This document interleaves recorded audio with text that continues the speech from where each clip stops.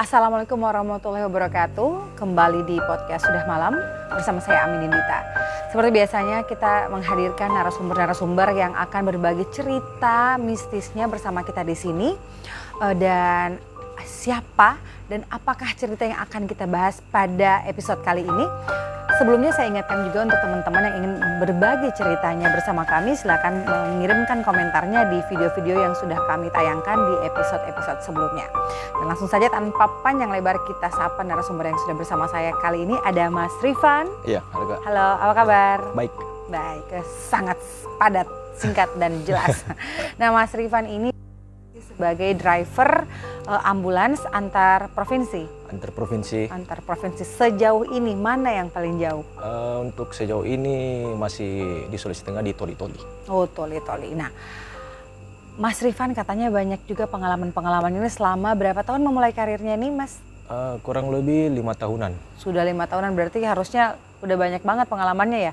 Dalam sebulan itu berapa kali ngantar jenazah? Kalau untuk jenazah tidak terhitung ya kalau untuk berbulannya. Kadang biasa sampai 20, 25 karena tidak menutup kemungkinan saya juga mengantar pasien. Ya, 20 kali dalam waktu 5 tahun ya. Iya. Seperti apa ceritanya? Mas Rifan sudah siap? Siap. Berbagi ceritanya bersama teman-teman di podcast Sudah Malam Official. Silahkan. Iya. Jadi pada baru-baru ini saja saya bawa jenazah ke salah satu daerah yang dimana jenazahnya itu saya jemput di salah satu rumah sakit di Kota Makassar. Saya menjemput jenazah anak-anak itu sekitar umur 6 tahun. 6 tahun dengan kondisi itu tumor di bukan tumor sih, lebih tepatnya kayak pembuluh darah pecah di bagian belakang karena akan di tempat dia tinggal. Jadi dirujuklah ke Makassar. Setelah di 3 hari 4 hari di kota Makassar, almarhum meninggal dunia. Meninggal dunianya itu karena belum sempat dioperasi karena kesadaran juga sudah mulai menurun. Jadi singkat ceritanya pada saat jenazah yang akan dibawa ke daerah tersebut, saya tidak mengetahui bahwa jenazah ini mempunyai darah di belakang kepala. Karena pada saat itu saya mengangkat memang jenazah tersebut untuk dari berangkar jenazah rumah sakit pindah ke berangkar jenazah mobil ambulans. Jadi saya tidak merasa bahwa ada darah di kepala. Jadi darah itu yang dari kepala itu mengalir terus. Dalam kondisi beliau ini udah sampai di berangkar, ya sudah meninggal juga dan sudah sampai di berangkar ambulans. Saya tidak menyadari bahwa ada darah, jadi saya mengantar almarhum ke lokasi rumah duka di daerah tersebut. Di mengantar itu sekitar kurang lebih 6-7 jam perjalanan. Di kota mana? Di kota Kabupaten Palopo. Oh ya, Palopo, oke. Jadi sampai di rumah duka pun saya tidak merasa bahwa ada darah yang tumpah di berangkar ini. Sampai di rumah duka 1 jam saya sembari menunggu pembayaran dari administrasi, saya pulang. Ketika saya pulang, biasanya pada saat saya pulang itu saya singgah menepi di salah satu daerah untuk istirahat sejenak, entah itu di pinggir jalan atau di mana saja. Jadi saya singgah di salah satu daerah ada nama daerah di Luwu itu Larompong, itu kebun durian. Saya singgah di kebun tersebut untuk istirahat tidur karena di situ sudah menunjukkan waktu pukul 3. Saya rasa juga mata juga sudah mulai ini, jadi saya singgah untuk biasanya kalau saya tidur itu saya putar musik. Di mobil saya putar musik untuk menghilangkan mungkin rasa penat, capek. Sambil saya juga tidur, saya mendengar suara memang karena saya tidur itu posisi saya tidur itu ini kan kursi supir, kursi penumpang, di belakang kursi supir itu ada kursinya lagi di belakang yang lurus begini. Nah, saya tidur di bagian situ dan di belakang kursi itu berangkar jenazah. Jadi ada salah satu bisikan karena musik juga sudah mulai terdengar bisikan itu. ayo jalan kak. Astaga. Suaranya kayak orang dewasa apa anak kecil? Anak-anak. Oke. Saya tidak berpikir bahwa jenazah yang saya antar ini suaranya itu. Saya belum sempat berpikir. Jadi saya tidak terlalu panjang memikirkan bahwa ini mungkin suara dari musik. Suara dari musik. Sambil musik saya menyala, sambil saya tertidur. Sekitar pukul 04.50, yang punya kebun durian ini datang. Dari kejauhan melihat ada sosok anak kecil duduk di pas depan pintu saya, depan pintu penumpang untuk keluar. Jadi dia duduk di situ sambil bermain katanya dengan temannya. Bermain dengan temannya. Kenapa saya tahu cerita dari yang pemilik kebun ini? Karena sewaktu saya bangun itu memang bau amis, darah, full bau amis. Jadi sembari saya bilang ini mungkin karena habis mengantar. Jadi saya singgah untuk di warung sebentar untuk membeli air aqua, cuci muka sama menyegarkan kembali dulu, badan. tapi kan tadi istirahat kan, terus ada si bapak-bapak pemilik kebun durian ini, dia nyamperin Mas Rifan gitu? Tidak, karena dia menganggap mungkin saya masih tidur. Terus cerita bahwa dia ini melihat ada sosok anak kecil itu dari mana? Pada saat dia menceritakan itu, saya mampir ke warungnya. Ini secara tidak kebetulan saya singgah di warungnya, karena kebetulan dari kebun durian itu sekitar 300 meter ke tempat penjualan airnya. Saya juga mungkin tidak tahu kenapa bisa berhenti di situ untuk membeli air, karena mungkin saya melihat di warung paling terdekat itu ada warung ini, bapak ini. Dia bertanya sama saya, dari mana dek? Saya bilang dari Palopo pak, habis antar jenazah. Saya bilang, wah berani ya sama anak kecil. Berani ya sama anak kecil. Jadi pada saat saya mendengar anak kecil, badan saya posisinya sendiri mengantar jenazah. Anak kecil, jadi aku bilang, iya anak kecil, kasihan itu, kamu tidur, dia bermain sama temannya. Selepas itu saya tidak mau mendengar bahwa mungkin klarifikasi bahwa itu anak kecil itu. Karena mungkin posisi juga lagi mau cepat-cepat pulang kak, jadi saya tidak langsung melanjutkan ceritanya. Tapi sepanjang perjalanan memang bau itu full kayak entah itu ada duduk di samping, duduk di belakang, full sampai di rumah sakit saya tiba. Saya mengantar juga salah satu jenazah tersebut, jenazah orang lain, tetap sama baunya. Jadi selepas saya antar jenazah yang ini, saya berpikir kenapa bau ini masih tinggal di sini. Iya. Jadi jam 12 malam, sekitar jam 12 malam, mau setengah satuan gitu kan. Saya mau cuci mobil. Saya ingat kata-katanya bapak ini, anak kecil duduk di samping. Dan ternyata pada saat saya buka pintu, itu penuh darah. Darah yang tempatnya anak-anak kecil yang saya bawa itu mungkin dia duduk di situ. Di depan saya, karena saya pada saat duduk tidur lurus dan dia duduk pas di depan saya. Iya, saya tidak tahu entah itu darah yang kemarin atau darah yang baru. Yang jelas darah itu baru kayak darah baru yang kering.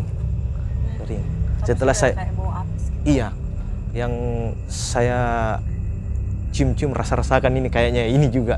Jadi setelah lumayan kak, saya kalau mau dibilang satu tangan begini ada. Jadi saya cek lagi berangkar tersebut penuh darah juga. Jadi bau yang menyerupai selama di dalam mobil itu bau darah itu. Iya. Jadi saya cuci berangkar dan pintu itu, sampai saya cuci baunya tetap tinggal. Dan selepas saya parkir mobil, anak itu tetap bilang ayo jalan kak. Masih bilang, masih mendengar. Jadi selepas saya cuci di sampingnya dan saya ganti gabus, baru bau itu hilang. Karena mungkin tempat gabus berangkar jenazah itu tempatnya kayaknya yang dia sukai. Terus akhirnya Mas Revan ini mengaitkan dengan tadi yang si bapak tadi cerita bilang bahwa tadi. anak-anak itu Iya. berpikir kayak gitu. Berpikir karena saya pikir yang dia cerita mungkin duduk di samping itu bahwa anak-anak bahwa inilah benar ini darahnya ini yang duduk di situ. Karena asalnya Asal bener yang di situ ya memang iya, bener waktu hampir betul. beresin kayak gitu. Iya. Itu anak usia berapa tahun? Itu sekitar 6-7 tahun karena kelas 2 SD kalau nggak salah. Oke. Nah, berarti itu barusan terjadi ya? Barusan terjadi Kita sekitar 5 hari yang lalu dan masih hangat masih hangat-hangatnya juga. hangat-hangatnya ya. Iya.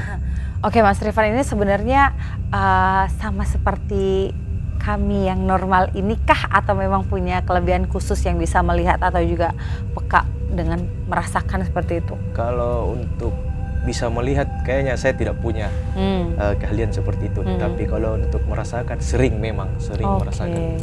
Merasakan ini mulai sebagai driver ambulans atau sebelum-sebelumnya udah pernah? Semenjak jadi driver ambulans. Oke, karena jam terbang juga udah tinggi ya. Iya, betul. Nah, Mas Rifan, dari sekian tahun menjalani profesi ini dan banyaknya perjalanan yang sudah dilewati Mas Rifan, apakah ada lagi cerita yang lebih menegangkan dibandingkan tadi ini? Ini aja udah kayak nggak habis pikir ya. Pertama mendengar suara, ayo mi jalan Kak. Terus kedua, bapak-bapak itu orang bisa melihat dan bisa dipastikan bahwa asal yang dikatakan di mana posisi anak itu beneran di situ terletak darah. Iya. Nah, aku pengen tahu lagi deh, apakah ada pengalaman-pengalaman Mas Rifan lainnya yang bisa diceritakan? Kalau pengalaman lain juga ada sih. Ya, tapi sebelumnya minum dulu ya, maaf dipotong. Silakan minum dulu. Oke, baik Mas Rifan, biar nggak terlalu tegang begitu. Nah, tadi kan Toli-Toli paling jauh, tadi waktu diceritakan masih setengah jalannya di Palopo. Apakah ada cerita lagi yang lainnya? Kalau untuk jauhnya, saya rasa paling jauh itu Toli-Toli. Kalau untuk yang hal menegangkan itu yang baru-baru terjadi di Palopo. Ya, kalau selain itu pasti ada banyak ya, tapi yang paling saya ingat ini yang di rumah sakit tempat saya bermitra dulu. Tahun berapa itu? Itu tahun 2021 kalau tidak salah ya. Itu zaman-zaman COVID. Zaman COVID. Jadi zaman COVID itu biasanya kita di rumah sakit ini dipanggil makan untuk ke ruang gizi. Jadi ada teman saya yang orang gizi datang di kamar para driver ambulans. Itu di kamar itu posisi kamar baku sebelahan sama kamar jenazah. Kamar supir sekamar jenazah. Jadi tempat pendingin jenazah itu kita satu tembok tidurnya. Jadi ada teman menyampaikan bahwa kalian sudah makan. Ini pada saat malam jam 10 malam. Kalian sudah makan? Oh belum. Saya punya menu bagus untuk malam ini. Saya bilang, oh iya Kak, boleh. Langsung dia bilang, tapi nanti saya panggil ya. Saya panggil. Setelah saya panggil, kita mendapat telepon dari teman-teman dari pemulasaran jenazah, petugas jenazah, manggil kita bahwa ada jenazah di kamar 4024 lantai 4. Kami juga untuk petugas yang menjemput itu bukan driver ambulans yang menjemput. Itu yang menjemput itu pegawai kamar jenazahnya. Jadi kami menunggu saja di kamar. Sewaktu itu kami sedang menunggu, datanglah cleaning service pakai baju cleaning service. Ini yang tidak biasanya, seorang cleaning service datang jam 10 malam di kamar supir jenazah. Biasanya jam kerja cleaning service itu terakhir jam berapa? Biasanya itu paling cepatnya itu jam 4 sore. Oke, jadi agak rancu ya, kenapa tiba-tiba jam 10 malam ada jam 10 gitu. Malam. Dia panggil kita untuk, dan ini cleaning service-nya kami tidak mengenali. Karena yang hanya ke kamar jenazah itu cuma satu orang yang berani ke kamar jenazah, cleaning service itu. Ya, ada teman kita. Tapi itu pun dia datang itu pasti siang atau menjelang sore untuk datang membawakan makanan. Jadi singkat cerita cleaning service ini datang memanggil kita, dipanggil kakak ini untuk datang makan di Gizi. Nah, saya bilang, oh iya sebentar. Kita bilang, oh iya sebentar. Jadi saya tanya teman, bagaimana? Ke Gizi dulu. Nah, saya bilang, tunggu info sambil kita putar-putar musik. Panggilan kedua datang lagi cleaning service-nya. Cleaning service ini tanya lagi, dipanggil makan sama teman. Jadi saya bilang, oh iya nanti sedikit lagi. Sambil saya bertanya sama teman saya, siapa itu? Saya juga tidak tahu. Saya bilang, oh kayaknya cleaning service baru. Iya, iya. Lihat bisa tahu ini bahwa di sini kamarnya kita. Tapi yang jadi anehnya ini, kenapa ada cleaning service yang mau datang pada saat jam 10 malam. Dan kata terakhirnya itu, pergi makan. Saya mau bersihkan kamar. Itu anehnya. Padahal kamar supir jenazah itu tidak pernah dibersihkan. Yang membersihkan itu adalah kita pada supir-supir semua. Jadi singkat cerita, kita ke ruang gizi untuk mengambil makanan. Mau pas mengambil makanan, yang teman kita ini, yang panggil tadi kita pertama, tidak ada di ruang gizi. Padahal dia tadi ada memanggil kita. Jadi ada temannya manggil, kenapa kak? Saya bilang, oh saya mau makan. Saya mau makan karena katanya dipanggil sama kak ini. Kak ini tadi masuk pagi. Maksudnya tadi ada kak, jam 10 malam. Tadi ada, baru-baru sekali. Saya bilang, iya masuk pagi kak. Masuk pagi. Saya bilang, aduh bagaimana nih? Katanya ada makan. Tidak ada kak, sudah close juga karena tadi jam 4 terakhir untuk makan setup makan malamnya. Itu berapa orang tuh Mas Rifan sama temannya? Cuma 2 orang. 2 orang, oke. Jadi sudah dari Gizi, saya bilang sama teman, oke kita balik nih ke kamar jenazah. Balik ke kamar jenazah, ketemu sama jenazahnya yang diambil dari lantai 4024. Lantai 4. Ketemulah sama petugas kamar jenazah. Setelah ketemu sama petugas kamar jenazah, itu tidak ada keluarganya. Keluarganya sudah menunggu di luar. Jadi kami cuma 3 orang datang untuk mengantar ke kamar jenazah. Pada saat di kamar jenazah mau dikasih pindah ke perangkat jenazah lagi, otomatis kalau mau dikasih pindah harus ada sarung yang dipakai untuk menutup atau mengalas. Pada saat mau dibuka sarungnya, cleaning service yang tadi panggil bukanya ini. Ya Allah. Shock nggak sama temennya itu? Jadi saya sama teman juga, saya juga, jadi sama-sama kaget. Tapi tidak sempat kami cerita begitu karena tidak lama keluarganya datang. Keluarganya datang. Itu katanya sakit atau kenapa tuh? HIV. Jadi keluarga pun takut mendekat. Takut mendekat. Jadi yang persis mukanya. Bukan persis, sama. Memang yang panggil. Dia, Dan pada saat kita balik ke ruang supir jenazah, itu kamar tidak bersih, tetap pada semulanya. Jadi yang bilang bersih itu cleaning service-nya ini, dia tidak membersihkan karena yang memanggil kita itu adalah si mayat ini tadi. Astaga, jadi apa itu dibahas sama teman yang satu? Teman juga sampai-sampai tidak bisa mengantar karena takut. Jadi ini harus diantar di mana tadinya nih? Di Kabupaten Tagalar. Oh, dekat ya? Iya, daerah Tagalar. Terus? Jadi semenjak pas sudah diganti sarungnya, situ tegang. Jadi semua dari pegawai kamar jenazah bilang, kenapa kalian kaget? Masih bilang, oh tidak, ini biasa, ini kaget-kaget. Masih bilang, oh iya, oke kita taruh. Tidak lama sudah ditaruh di ambulans. Ada telepon lagi, jenazah di atas. Jenazah di atas. Datanglah keluarganya yang jenazah kedua tersebut. Jenazah kedua tersebut, keluarganya ini tidak melihat bahwa ada jenazah di atas ambulans. Jenazah yang kita kasih naik ini ada jenazah. Padahal keluarganya juga ada. Maksudnya gimana? Coba.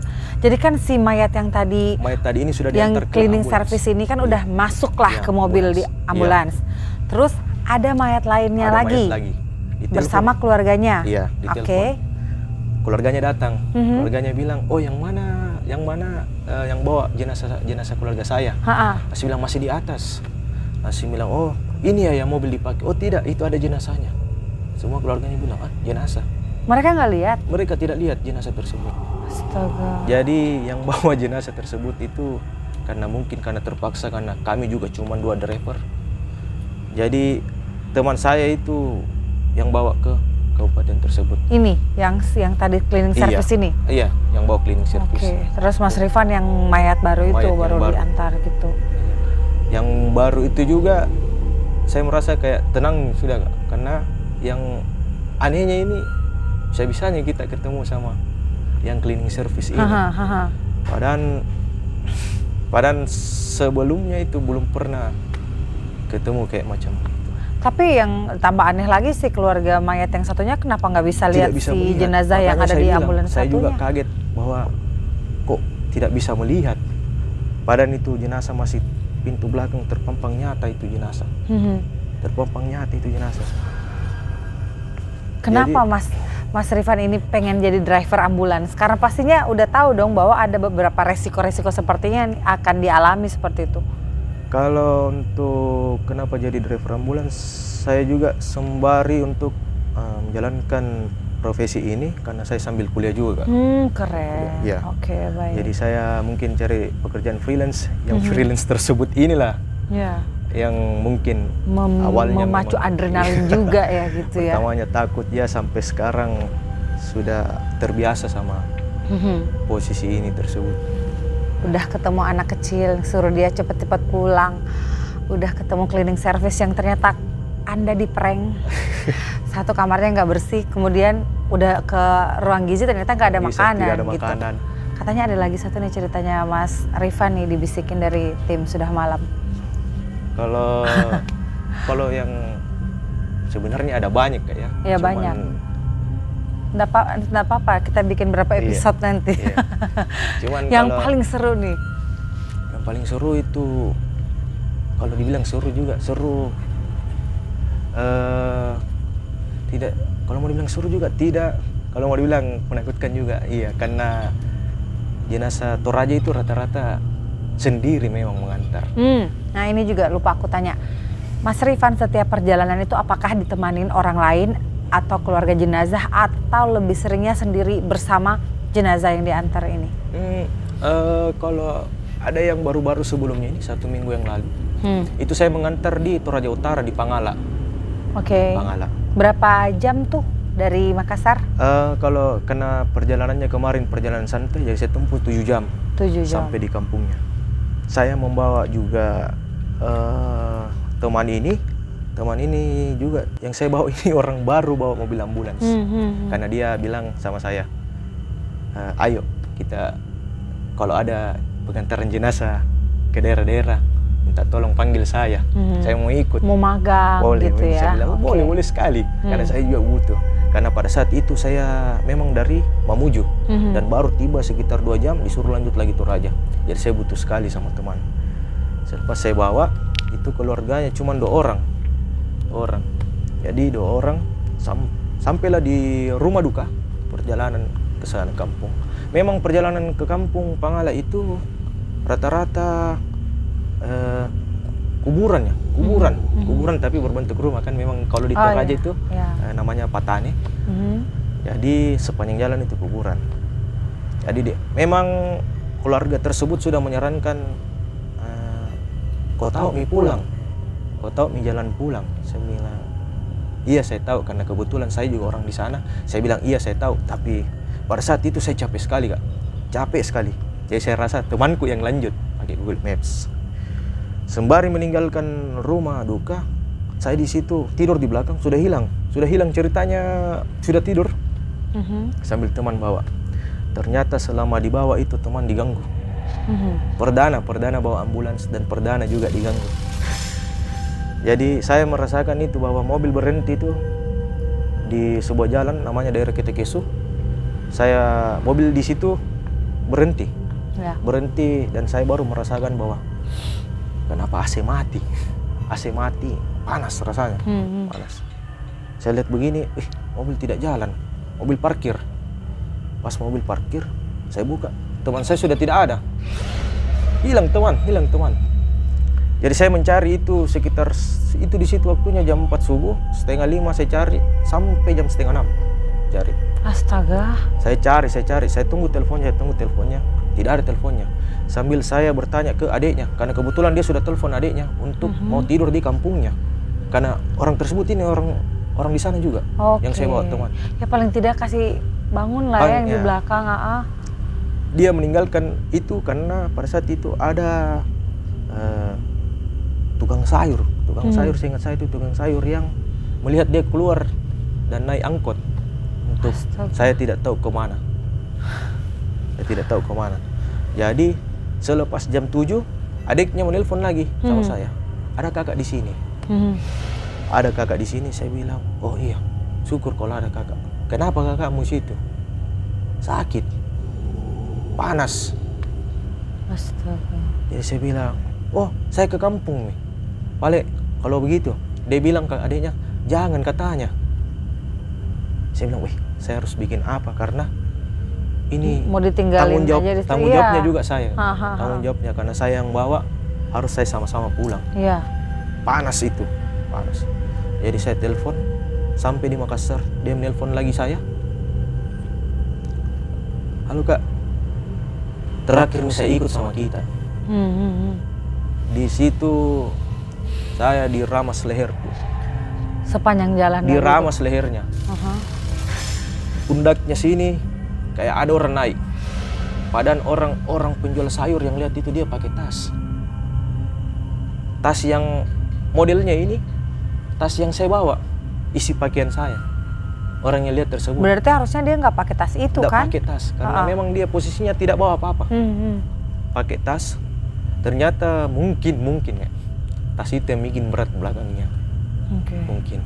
Tapi saya tidak tahu dia bilang itu ada orang yang naik atau apa. Pokoknya dia bilang saya terakhir mengikut. Dia berasa berat, kemudian ada yang sampai 1 minggu lebih itu dia dirujuk ke rumah sakit lagi Padada. Serius. Karena dia rasa demam tinggi.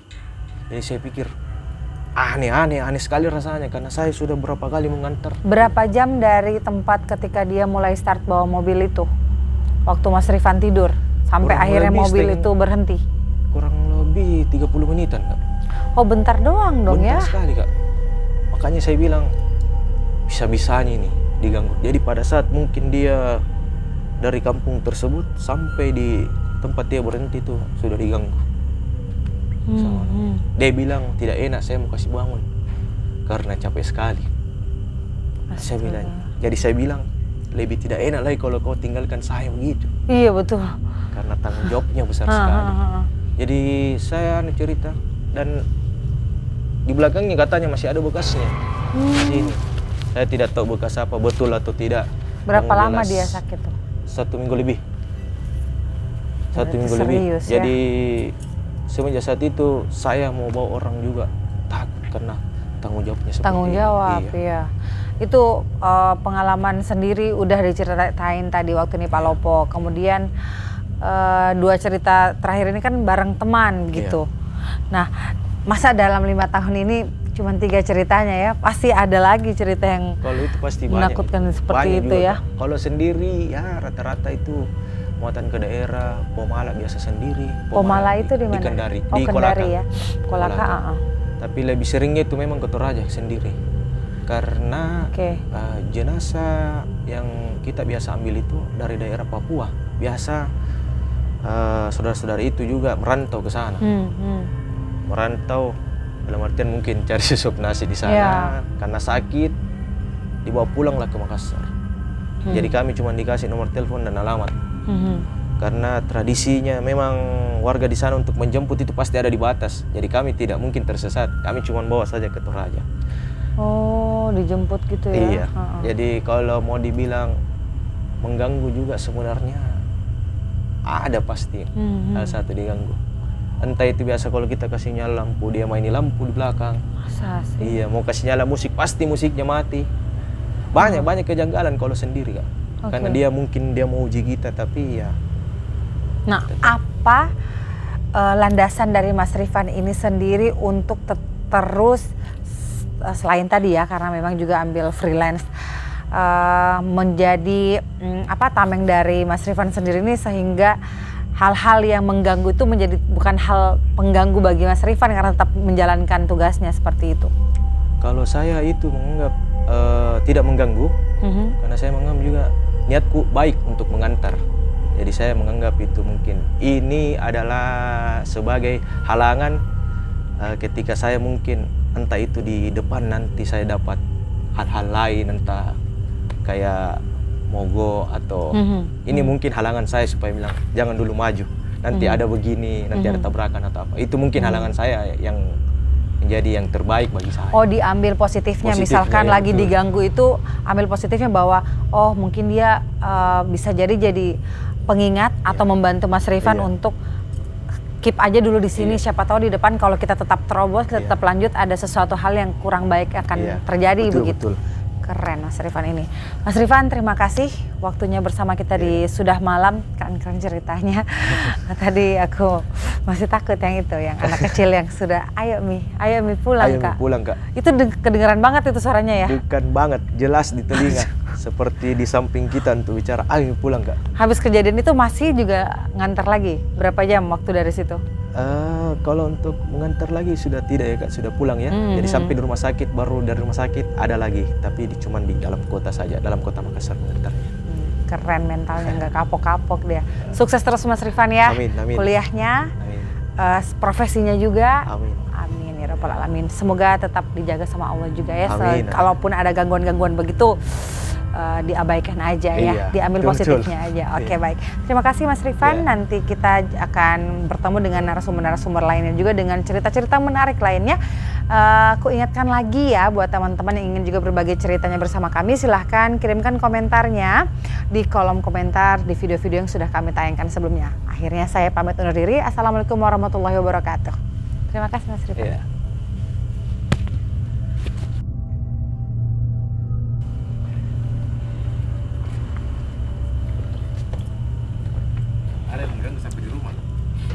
Sampai di sini, Kak. Sampai di sini. Iya, berat sekali saya rasa badan. Takut. Ambil anunya. Ya.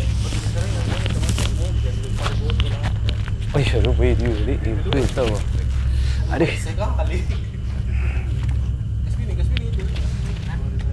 Ada ya.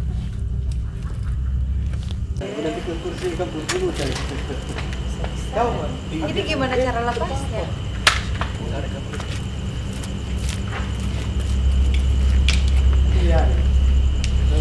Nah, masih berat padahal tak? Ya. Masih berat. Ya. Nanti dulu ya.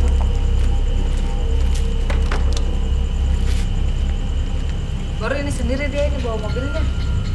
Ini juga biasa ya.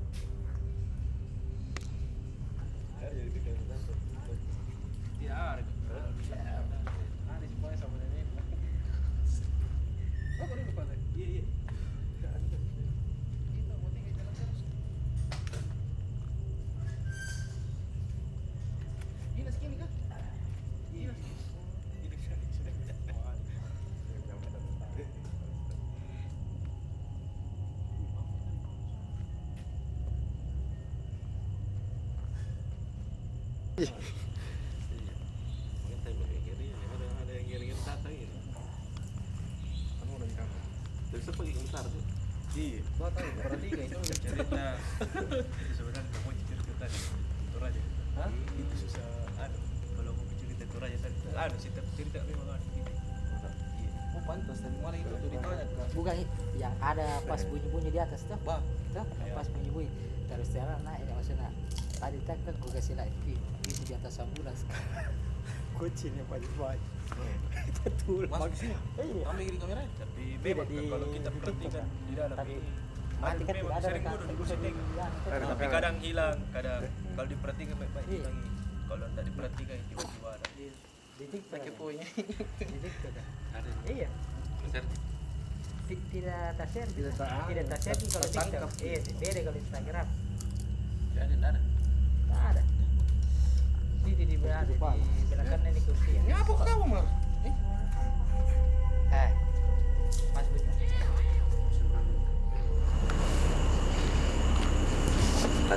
Bagaimana tadi teh? Kenapa? Kalau tadi tidak bisa saya lanjutkan juga karena berat memang saya rasa di sini kayak ada orang merangkul dan memang juga setiap saya cerita yang kejadian tadi pasti kayak mengikut entah itu dirangkul atau sampai tadi tangan juga kaki semua panas saya rasa. Saya tidak tahu dari lokasi atau bagaimana tapi memang setiap cerita tentang yang tadi itu seperti itu yang saya rasa panas apa. Jadi sekarang sudah lega nih mal. Sudah lumayan nih. Kalau mau dibilang berat juga kaki lumayan setelah di tadi dinetralkan. Oke. Iya.